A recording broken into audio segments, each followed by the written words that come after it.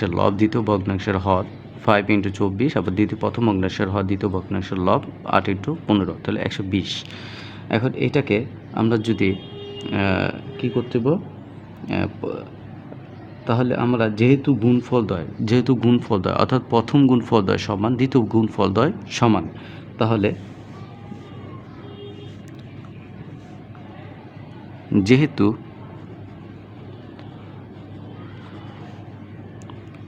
প্রথম গুণফলদ্বয় এবং দ্বিতীয় গুণফলদ্বয়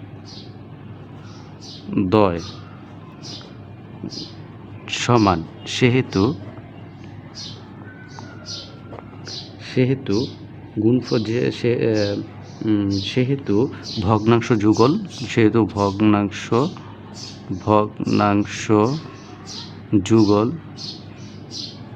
ভগ্নাংশ যুগল সমতুল।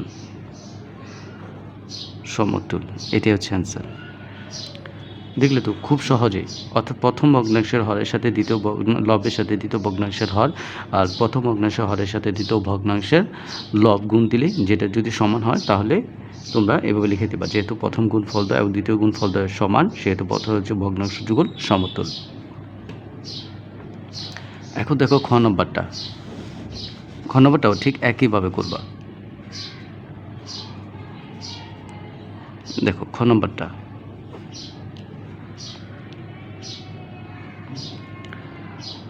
কি আছে, 7/11, 14/33। তাহলে এখানে লিখতে যাই প্রথম ভগ্নাংশের, আমরা হুবহু প্রথমটার মতো করব। এখানে প্রথম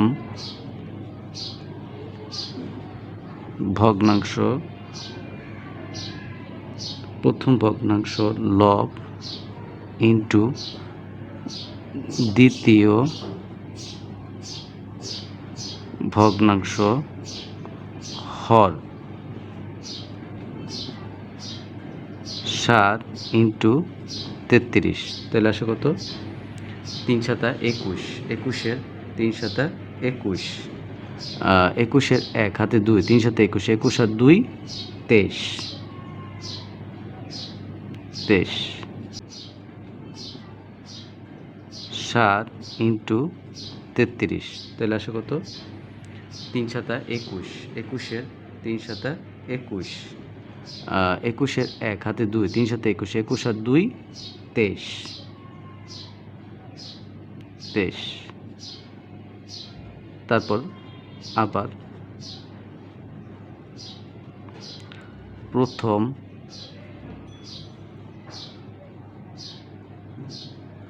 ভগ্নাংশ হর ইন্টু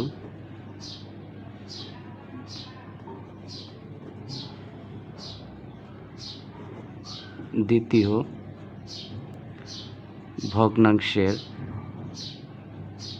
লব সমান সমান, তাহলে আসে কত, আমাদের প্রথম ভগ্নাংশের হর আছে 11 এবং দ্বিতীয় ভগ্নাংশের লব আছে 14, তাহলে 11 × 14, তাহলে আসবে কত। এখন আমরা যদি 11 আর 14-কে গুণ করি, তাহলে আসবে 4 × 1 = 4, 4 × 1 = 4, 44, 44 আর 11 আর 44 হচ্ছে 44 আর 10 54, 55, 54 44, 4 11 44, 11 কে 11, তাহলে আসবে হচ্ছে 4 4 আর 11 হচ্ছে, তাহলে 5 আসবে আর 1 আসবে 15, অর্থাৎ 154। 11 দিয়ে 14 গুণ দিলে 154 বের হয়। যেহেতু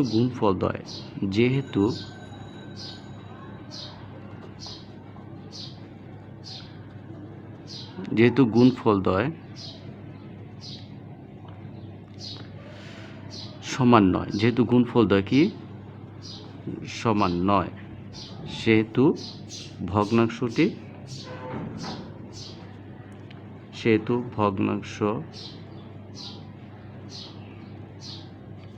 সমতুল নয়। দেখলে তো প্রথমটা ভগ্নাংশের সময় 120 যখন মিলছে তখন সেটা সমতুল, আর যেহেতু দ্বিতীয় ভগ্নাংশের সময় প্রথমটার সাথে দ্বিতীয় মিলে নাই সেহেতু এটা সমতুল নয়। এভাবে তোমরা ভগ্নাংশ যুগলকে নির্ণয় করবা। তারপর গ নম্বরটা দেখো কীভাবে গ নম্বরটা করা যায়। একইভাবে একই নিয়মে একই প্যাটার্নে আমরা করব। দেখো গ নম্বরটা,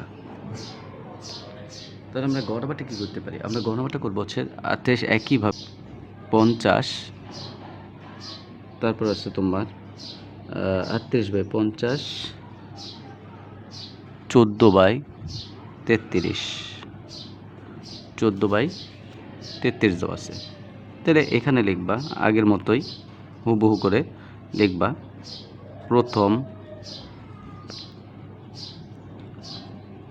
ভগ্নাংশ লব ইন্টু দ্বিতীয় ভগ্নাংশ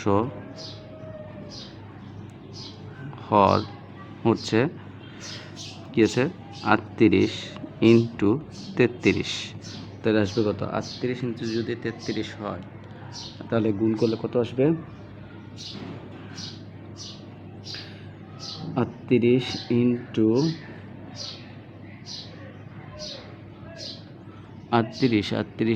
33।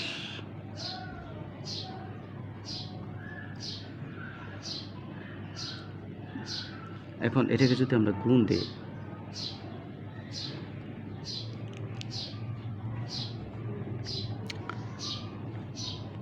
আমরা সাইডে একটা গুণ দিয়ে দিই, 38/33 যদি গুণ দিই, 3 8 24, 24 4 হাতে 2, 3 3 9, 9 আর 2 9 10 11 ইন্টু একই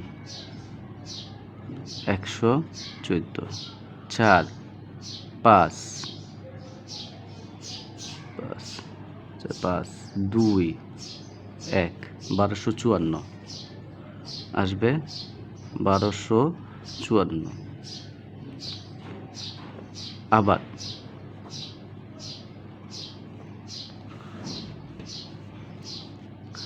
প্রথম ভগ্নাংশের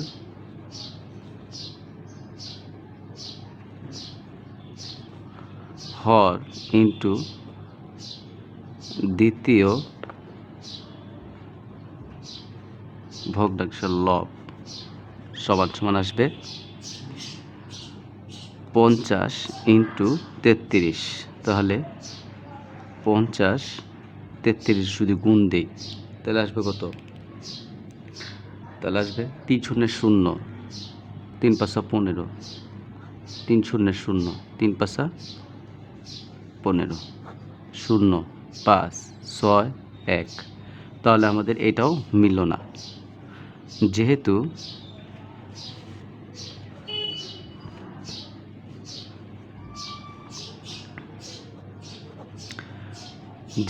হলো 16/40। দেখলে তো খুব সহজে। আবার একইভাবে উপরটাও 7/10। এখন 40কে যদি আমরা 10 দিয়ে ভাগ দিয়ে আসে 4, তাহলে 4 ইন্টু 7, 10 ইন্টু 4 আসবে কত, 4 7 28, 4 10 40। আবার একইভাবে 9/40। তাহলে 40কে যদি আমরা 9 দিয়ে ভাগ দিই তাহলে আসবে কত, 5। 9কে যদি আমরা 40 দিয়ে ভাগ দিই তাহলে আসবে কত, 9 দিয়ে যেহেতু যায় না তো সেহেতু আমরা 9 কে 9, 40 একে 40 আমরা এটা ধরে নিব। 9 কে 9 এবং 40 একে 40 আমরা এটা ধরে নিব। তাহলে সমহর বিশিষ্ট ভগ্নাংশগুলো 16 28, এটা হচ্ছে সমহর, আর হচ্ছে 9/40। তা আসবে কি 9 ইন্টু 1 ইকুয়াল টু 9, আর এটা হচ্ছে 40 1 40, 9 আর 40 1 40। এই তাহলে সমহর বিশিষ্ট ভগ্নাংশগুলো দাঁড়াইছে কি কি, তাহলে সমহর বিশিষ্ট ভগ্নাংশগুলো হলো সমহর বিশিষ্ট ভগ্নাংশ হলো 16/40, 28/40, 9/40। এটাই হচ্ছে সমহর বিশিষ্ট ভগ্নাংশ প্রকাশ। আজকে তোমাদের টিউটোরিয়ালের এই পর্যন্ত আজকে তোমাদের থাকবে। প্রথম আজকে আমরা দেখালাম নিচে ভগ্নাংশ যুগল সমতুল কিনা তা নির্ধারণ করো, আর নিচের ভগ্নাংশগুলো সমহর বিশিষ্ট কিনা তা প্রকাশ করো। এখন তোমাদের পরীক্ষার হলে যদি এই জায়গায় এই সংখ্যাগুলো পরিবর্তন আকারে আসে, তাহলে তোমরা অবশ্যই আমি যে নিয়মে অঙ্কগুলো করেছি তোমরা ঠিক একই নিয়মে অঙ্কগুলো করবে, তাহলে তোমাদের রেজাল্ট হয়ে গেছে। শুধু তোমরা নিয়মটা ফলো করে যাবা, আর এখানে সংখ্যা চেঞ্জ করে দিলেও তোমরা শুধু নিয়মটা ঠিক রাখবা, দেখবা যে অঙ্ক হয়ে গেছে। আজকে তোমাদের এই পর্যন্তই। পরবর্তী আমরা যে টিউটোরিয়াল আনবো তার ধারাবাহিকতা থাকবে। সে পর্যন্ত তোমরা এগুলো বাসা প্র্যাকটিস করো। আশা করি হ্যালো বন্ধুরা, আশা করি তোমরা সবাই ভালো আছো। আজকে তোমাদের সাধারণ গণিতের অনুশীলন 1.3 গুরুত্বপূর্ণ অঙ্কের সমাধানগুলো নিয়ে হাজির হলাম। আজকে পূর্বে ধারাবাহিকতা অনুসারে আজকে তোমাদের 3 নম্বর সমাধান করে দেখাবো। আজকে একটু সময় স্বল্পতার কারণে তোমাদের একটা টিউটোরিয়াল করে দেখাচ্ছি। সেটা হচ্ছে নিচের ভগ্নাংশগুলোকে কীভাবে মানের ঊর্ধ্বক্রম অনুসারে সাজায়। এর আগে করেছিলাম ভগ্নাংশগুলোকে সমহর বিশিষ্ট ভগ্নাংশে প্রকাশ করো, আর ভগ্নাংশ যুগল সমতুল কিনা তা নির্ধারণ করো। আর আজকে তোমাদের করা হচ্ছে নিচের ভগ্নাংশগুলোকে কিভাবে মানের ঊর্ধ্বক্রম অনুসারে সাজানো যায় তা। দেখো 3 নম্বরে দেওয়া আছে 6/7, 7/9, 16/21, 50/63 দেওয়া আছে। এখন এগুলোকে আমরা কিভাবে মানের ঊর্ধ্বক্রম অনুসারে সাজানো যায় সেটা তোমাদের করে দেখাবো।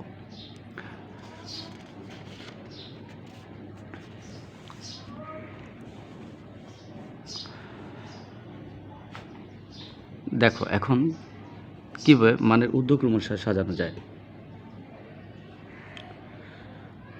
এখানে হর আছে তোমার 7, 9, 21 এবং 63। এখানে হর আছে তোমার 7, 9, 21 এবং 63। তাহলে এগুলোর আমরা লসাগু নির্ণয় করব।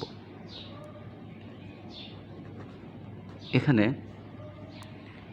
7, 9, 21, 63 এর লসাগু, হরগুলোর লসাগু।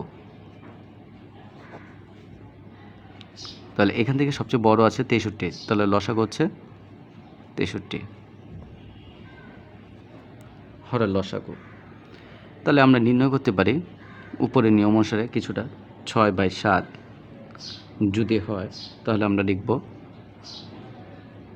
এখানে আছে 63, এখানে আছে 7, এখানে 7 আর এখানে 63, তাহলে আসবে কত? 7 9 63 9। তাহলে 6 × 9, 7 × 9।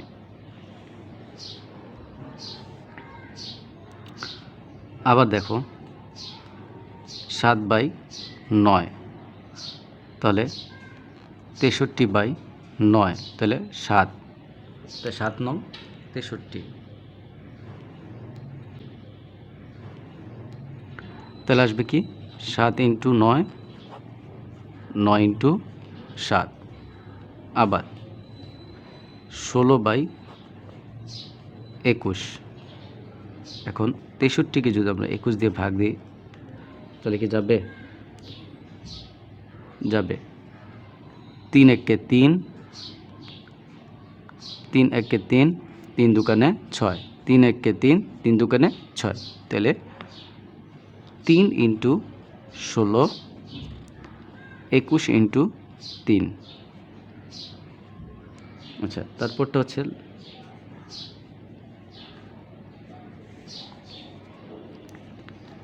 50 63। তাহলে এটাকে আমরা যদি 63 আর 63 দিয়ে ভাগ দিই তাহলে 1, তাহলে আসবে কি?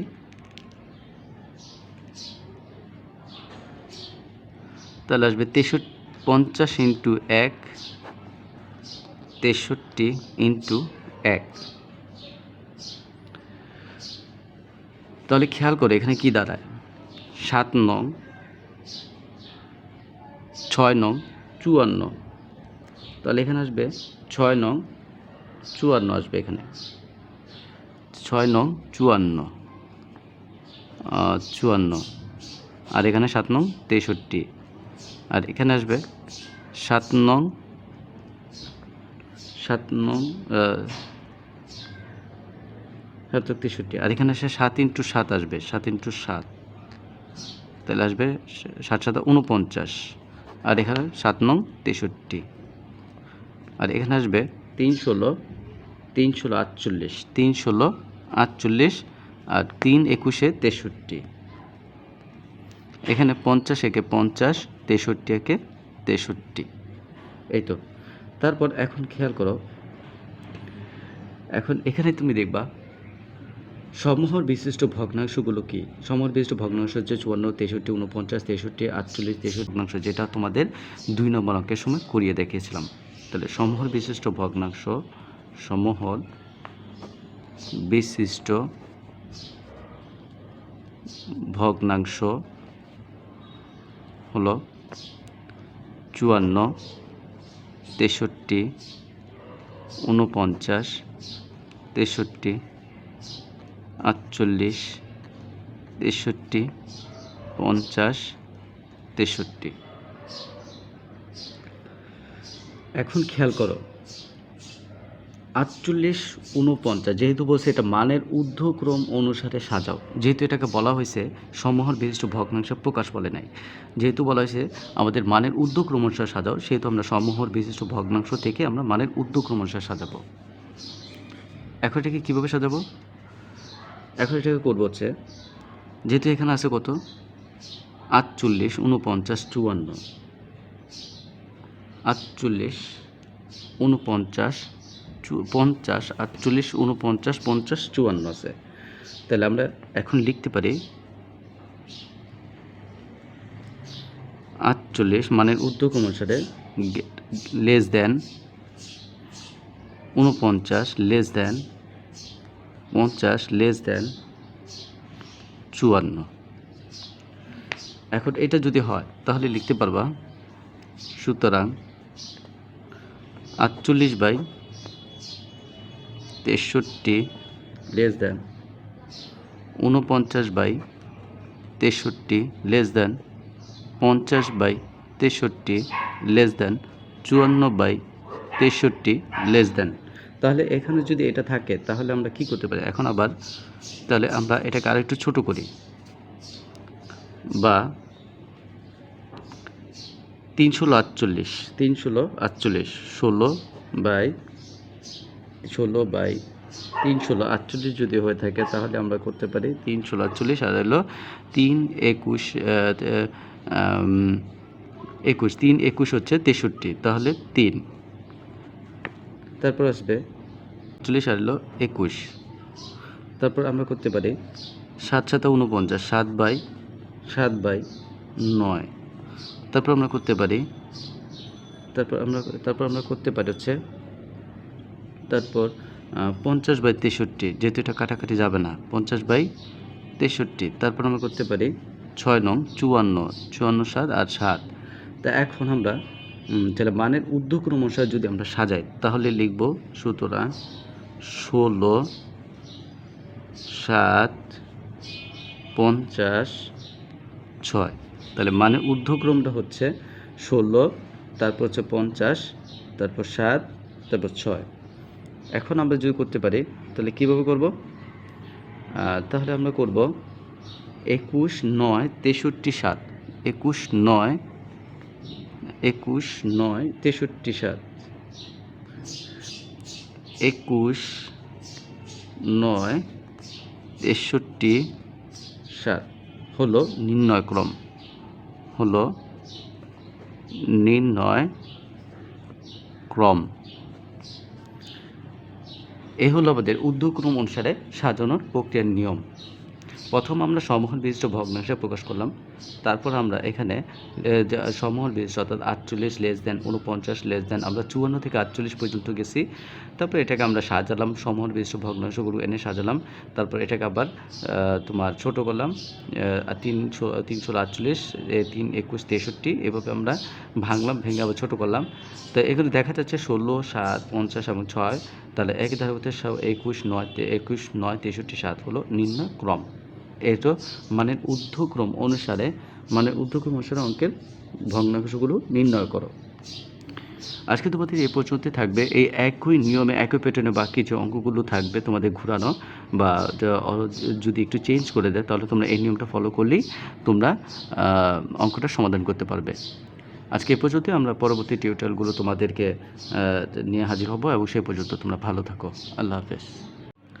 হ্যালো বন্ধুরা, আশা করি তোমরা সবাই ভালো আছো। আজকে তোমাদের ষষ্ঠ শ্রেণী বন্ধুদের জন্য অনুশীলনী 1.3-এর 7 এবং 8 নম্বর অঙ্কের সমাধানটা নিয়ে তোমাদের সামনে উপস্থিত হলাম।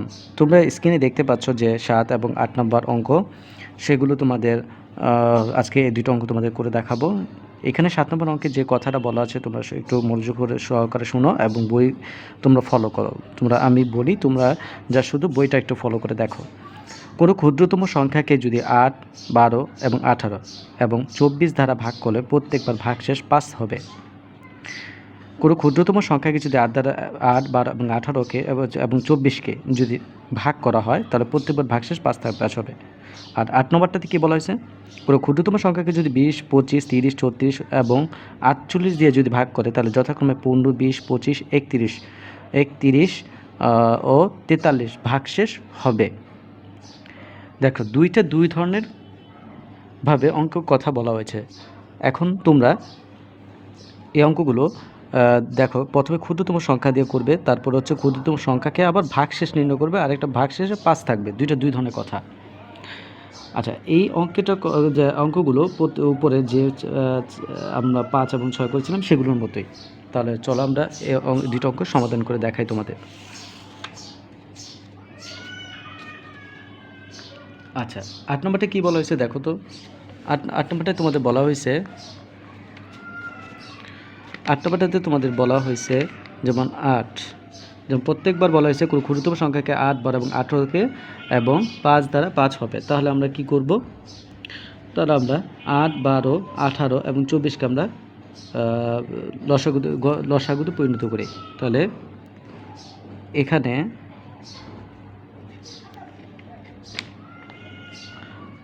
8, 12, 18,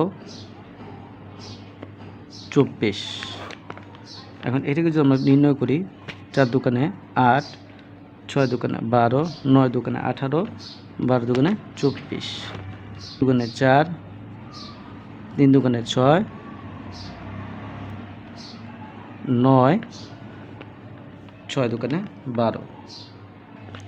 আবার 2,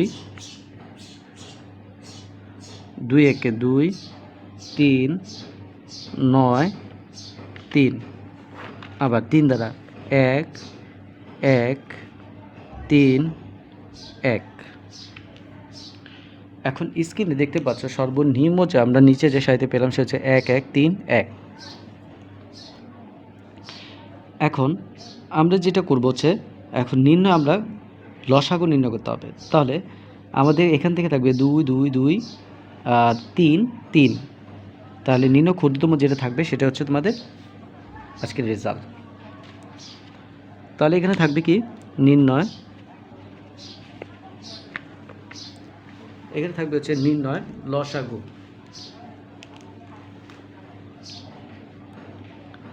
এখানে থাকবে নির্ণয়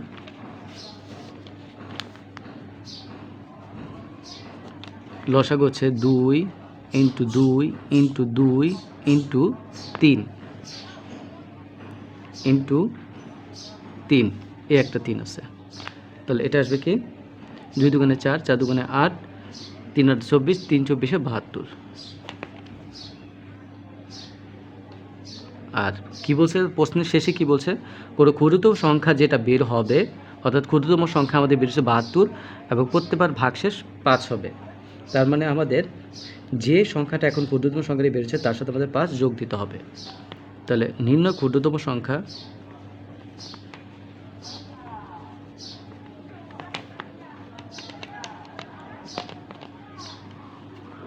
72 যোগ 5 ইকুয়াল টু 77। এটাই হচ্ছে অ্যান্সার।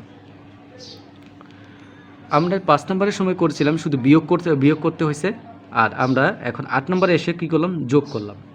দেখতে তো দুইটা 2 ধাপের অঙ্ক। তোমাদের কথাটা বুঝে তারপর তোমরা অঙ্কে হাত দিবা। এরপর আমাদের এটা হচ্ছে 7 নম্বর অঙ্ক।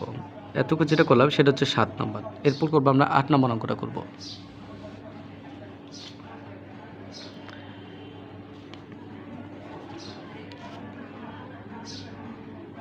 আচ্ছা, 8 নম্বরটা কী বলা হয়েছে, কোনো ক্ষুদ্রতম সংখ্যাকে যদি 20, 25 এবং 30, 36, 48 দিয়ে ভাগ করলে যথাক্রমে 15, 20, 25, 31 ও 43 ভাগশেষ অবশিষ্ট থাকবে।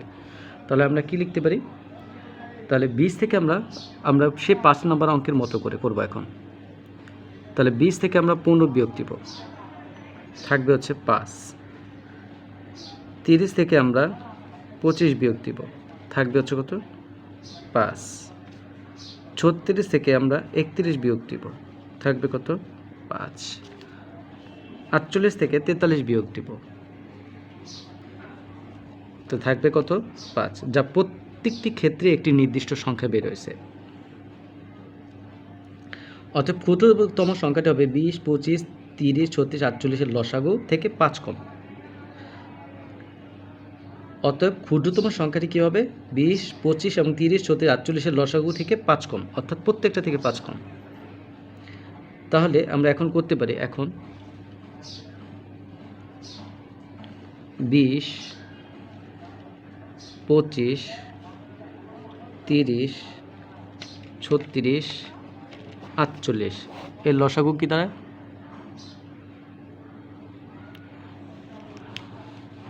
এর লসাগু দাঁড়াবে কি,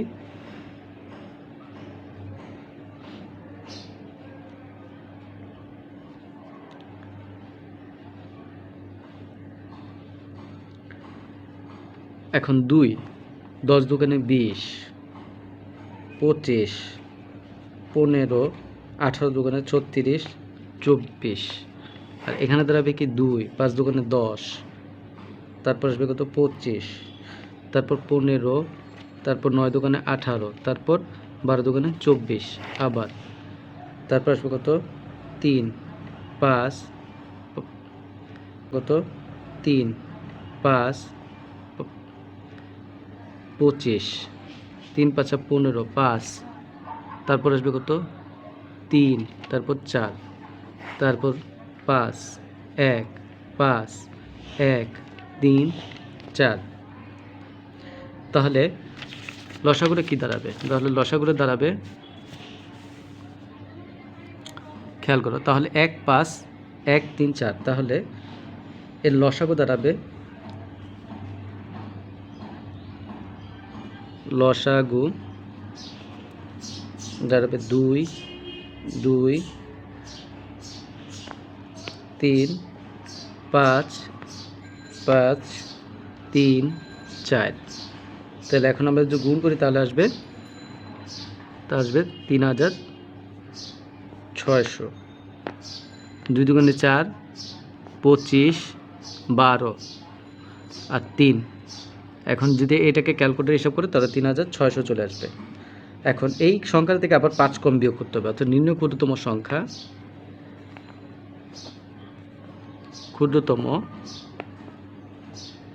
সংখ্যা দাঁড়াবে 3600 থেকে 5 বিয়োগ যা থাকে সেটা হচ্ছে 3, 5, 9, 5। এটা হচ্ছে তোমাদের অ্যান্সার। দেখলে তো তোমাদের এই 7 এবং 8 নম্বর এই দুইটা অঙ্ক আজকে তোমাদের এই সমাধান এই পর্যন্তই। এবং এখন যে 8 নম্বর অঙ্কটা করলাম সেটা হচ্ছে তোমাদের প্রত্যেকটা থেকে 5 বিয়োগ দিবা, 5 বিয়োগ দিলে যা থাকে সেটাকে আবার লসাগু করবা, অর্থাৎ অবশিষ্ট যে সংখ্যাটা থাকে সেটাকে লসাগু দিয়ে যেটা বের করবা, অর্থাৎ তারপর থেকে যে অবশিষ্ট থাকবে 20, 25, 30, 3648-এর লসাগু থেকে প্রত্যেকটা থেকে 5 কম থাকবে। অর্থাৎ যদি যে সংখ্যাটা বের হয়েছে তা থেকে তোমরা দেখতে পাচ্ছ যে ক্ষুদ্রতম সংখ্যা 3600 বেরিয়েছে এবং আমরা তা থেকে ভাগশেষ হিসেবে আমরা 5 বিয়োগ দিয়ে দিছি, তাহলে আসবে 3595 অ্যান্সার। এরপরে টিউটোরিয়ালগুলো আমরা ধারাবাহিক বা আলোচনা করব। সে পর্যন্ত তোমরা ভালো থাকো আর এগুলো বাসায় প্র্যাকটিস করার চেষ্টা করো। আল্লাহ হাফেজ। আজকে এ পর্যন্তই থাকবে। হ্যালো বন্ধুরা, আশা করি তোমরা সবাই আজকে ভালো আছো। আজকে তোমাদের 9 ও সাধারণ গণিতের 6ষ্ঠ শ্রেণীর অনুশীলন 1.3-এর গুরুত্বপূর্ণ দুইটা সমাধান 9 এবং 10। 1.3-এর এই 9 এবং 10 তোমরা অঙ্কের প্রশ্নগুলো একটাবার তোমাদের স্ক্রিনে দেখো এবং পাশাপাশি তোমাদের যে বই আছে পাঠ্য বই, সে পাঠ্য বইয়ের 9 এবং 10 নম্বর অঙ্কটা একটু ফলো করো এবং দেখো যে কি বলা আছে সেখানে। এখানে 9 নম্বরটা বলা আছে একটি লোহার পাত ও একটি তামার পাতের দৈর্ঘ্য যথাক্রমে 672 সেন্টিমিটার ও 960 সেন্টিমিটার এবং পাত দুটি থেকে যদি কেটে না হয় একটি মাপের সবচেয়ে বড় মাপের টুকরা দৈর্ঘ্য কত হবে? প্রত্যেক পাতের টুকরার সংখ্যা নির্ণয় করো। এটা হচ্ছে তোমাদের 9 নম্বর অঙ্কের প্রশ্ন। আর 10 নম্বরটা হচ্ছে তোমাদের 10 নম্বরটা কী বলা আছে? তোমাদের 10 নম্বরটা বলা আছে 10 নম্বরটা বলা আছে 4 অঙ্কের কোনো ক্ষুদ্রতম সংখ্যা যদি 12, 15, 20 ও 35 দ্বারা নিঃশেষে যদি বিভাজ্য হয় তাহলে এটা নির্ণয় করবা। এখন আমি তোমাদেরকে সরাসরি অঙ্ক করে দেখাবো। তোমাদের যে বই আছে, তোমাদের বইয়ের মধ্যে এই প্রশ্নটা আছে, তোমরা প্রশ্নটা একটাবার দেখো। আমি তোমাদের অঙ্কটা সমাধান করে দেখাই।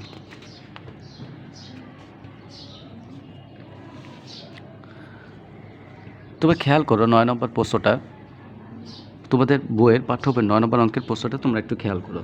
দেখো এখানে বলা আছে কি একটি লোহার পাত ও একটি তামার পাতের দৈর্ঘ্য যথাক্রমে 672 সেন্টিমিটার এবং 960 সেন্টিমিটার। তাহলে এখানে আমরা লিখতে পারি প্রদত্ত পাত দুইটি থেকে কেটে নেওয়ার বড় টুকরার দৈর্ঘ্য কত হবে এবং লোহার পাত ও তামার পাতের দৈর্ঘ্য কী হবে। দেখো তা এখন আমরা লিখতে পারি যে প্রদত্ত পাত দুইটি থেকে কেটে নেওয়া একটি বড় মাপের সবচেয়ে বড় টুকরার দৈর্ঘ্য আর লোহার পাত ও তামার পাতের প্রদত্ত দৈর্ঘ্যের ঘষাগু। তা এখন এখানে বলা আছে 672 সেন্টিমিটার আর এখানে হচ্ছে 960 সেন্টিমিটার। এখন এটাকে আমরা ভাগ করব। এখানে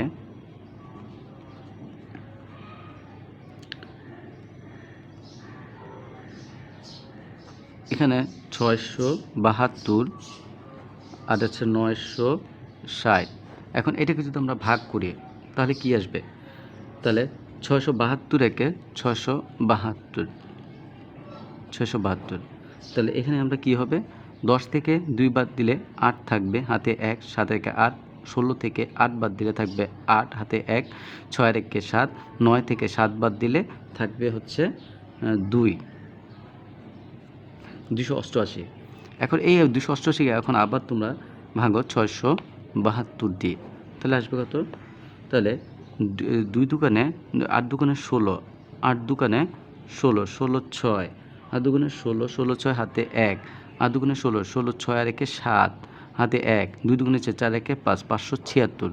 তা এখন আসবে কি 12 থেকে 6 বাদ দিলে থাকবে 6, হাতে 1, 7 থেকে 8, 17 থেকে 8 বাদ দিলে থাকবে 17 থেকে 8 বাদ দিলে থাকবে 9 আর হাতে 1, 5 আর 1 6, 6 মিলে গেছে, তার কিছু দরকার নাই, 0। তাহলে এখন আবার করতে পারি 288কে এখন যদি আমরা করি তাহলে আসবে কি 3 দিয়ে 3 6 18, 18 8, হাতে 1, 3 নং 27, 27 আর 1 28, তাহলে আমাদের 0। তাহলে আমাদের কি দাঁড়ায় 672 ও 960-এর গসাগু হচ্ছে 76।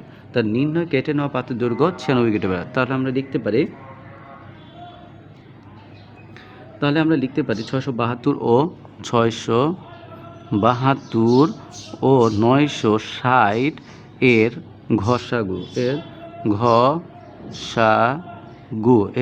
ঘষাগু তারা কত? এর ঘষাগু তারা হচ্ছে 96। তাহলে আসবে নির্ণয় কেটে নেওয়া পাতের দৈর্ঘ্য। সুতরাং নির্ণয় কেটে নেওয়া পাতের দৈর্ঘ্য আসবে 96 সেন্টিমিটার। তাহলে লোহার পাতের দৈর্ঘ্য কত? আবার বলা হয়েছে যে প্রত্যেক পাতের টুকরার সংখ্যা আবার নির্ণয় করতে বলছে। আমরা এখন দৈর্ঘ্য নির্ণয় করলাম, এখন আমরা নির্ণয় করব লোহার পাতের টুকরার দৈর্ঘ্য। তাহলে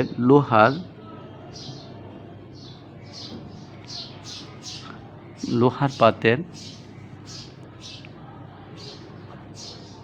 টুকরো দৈর্ঘ্য, টুকরোর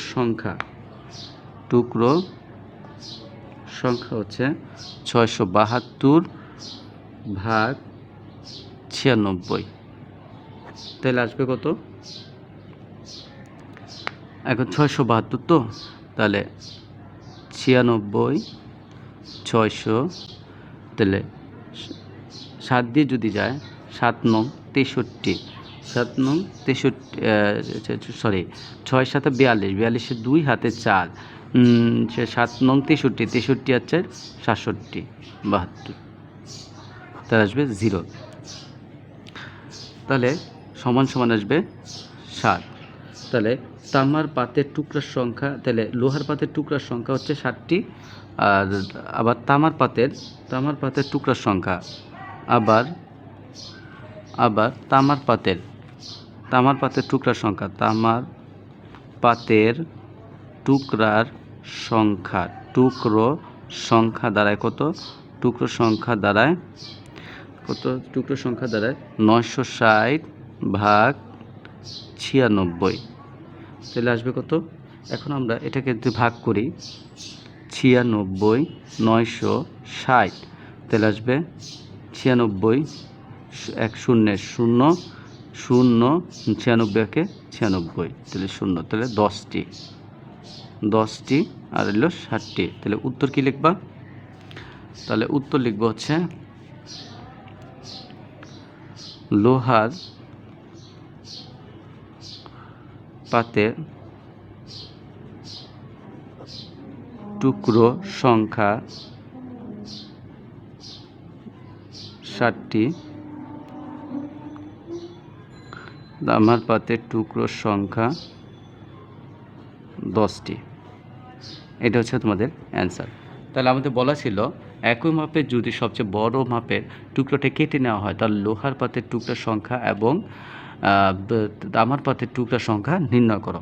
তাহলে আমরা লোহার পাতের টুকরার সংখ্যা পেয়েছি 60টি আর তামার পাতের টুকরার সংখ্যা পেয়েছি 10টি। তোমরা এটাকে প্রশ্নের সাথে সহজে মিলে তোমরা অঙ্কটা সমাধান করো। আশা করি তোমাদের 9 নম্বর অঙ্কটা তোমাদের কাছে সহজ হিসেবে উপস্থাপন করার চেষ্টা করছি এবং তোমাদের সহজ হবে বলে আশা করা যায়। আচ্ছা, এখন তো আমরা চলে যাই 10 নম্বর অঙ্কটা কীভাবে সমাধান করা যায়। দেখো 10 নম্বর অঙ্কটা আমরা সমাধান করব।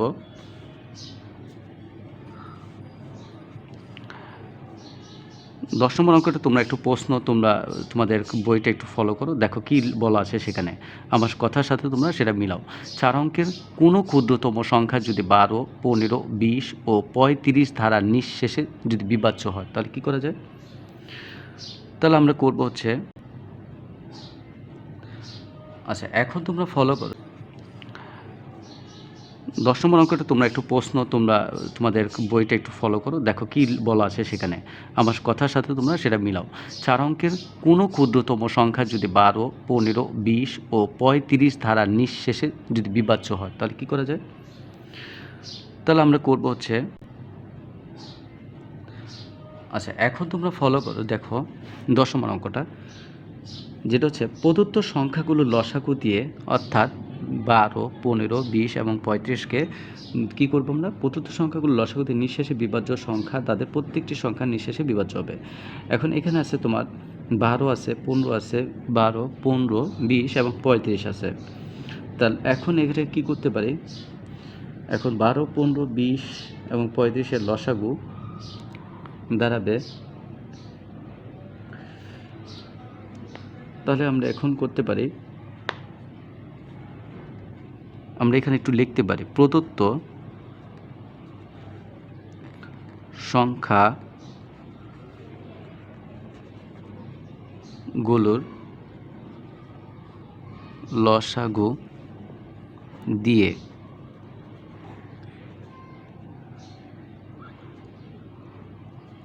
নিঃশেষে বিভাজ্য সংখ্যা তাদের প্রত্যেকটি ধারা নিঃশেষে বিভাজ্য হবে।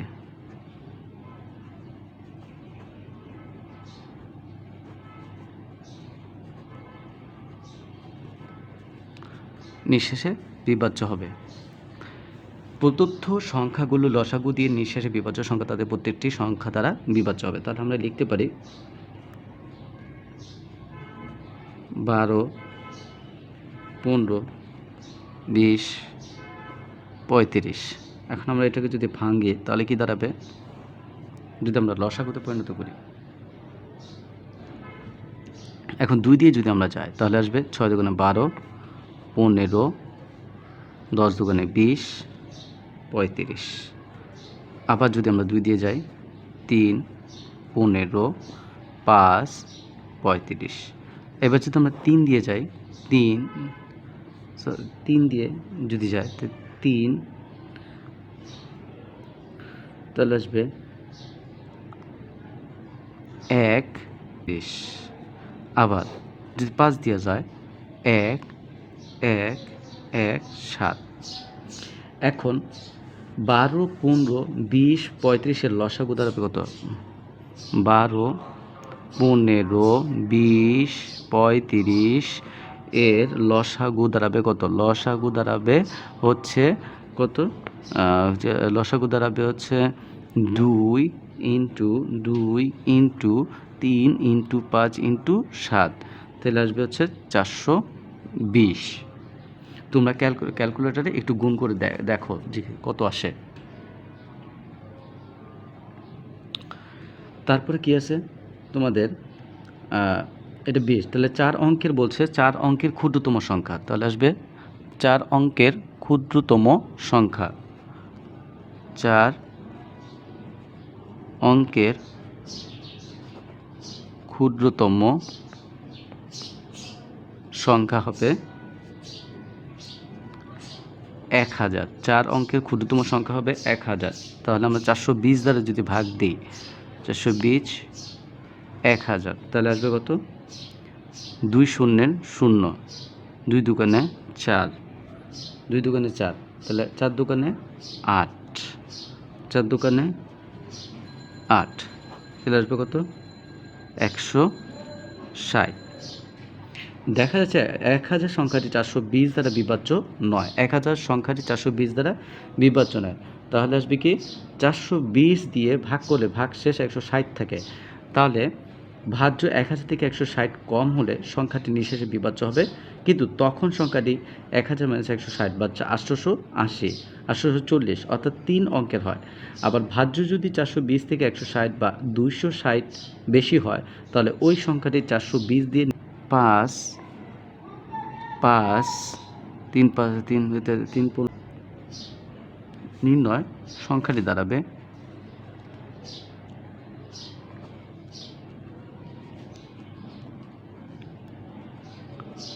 সংখ্যাটি। আমি তোমাদের একবার রিপিট করে কথাটা খেয়াল করো। 1000 সংখ্যাটি 420 দ্বারা বিভাজ্য হবে না। তাহলে যদি 420 দ্বারা যদি ভাগ করি তাহলে ভাগশেষ আছে আমাদের 160। ভাজ্য যদি 1000 হয় আর ভাজক যদি 1000 থেকে 160 কম হয়, সংখ্যাটি নিঃশেষে বিভাজ্য হবে, কিন্তু তখন সংখ্যাটি 1000 - 160 যদি হয় তাহলে 840, তাহলে 3 অঙ্কের সংখ্যা হয়। আবার যদি ভাজ্য যদি 420 - 160 হয় তাহলে হবে 260। যদি 420 থেকে 160 বিয়োগ দিই তাহলে হবে 260। তাহলে ওই সংখ্যাটি 420 দিয়ে নিঃশেষে বিভাজ্য হলে নিম্ন সংখ্যাটি দাঁড়াবে কি? তাহলে নিম্ন সংখ্যাটি দাঁড়াবে 1000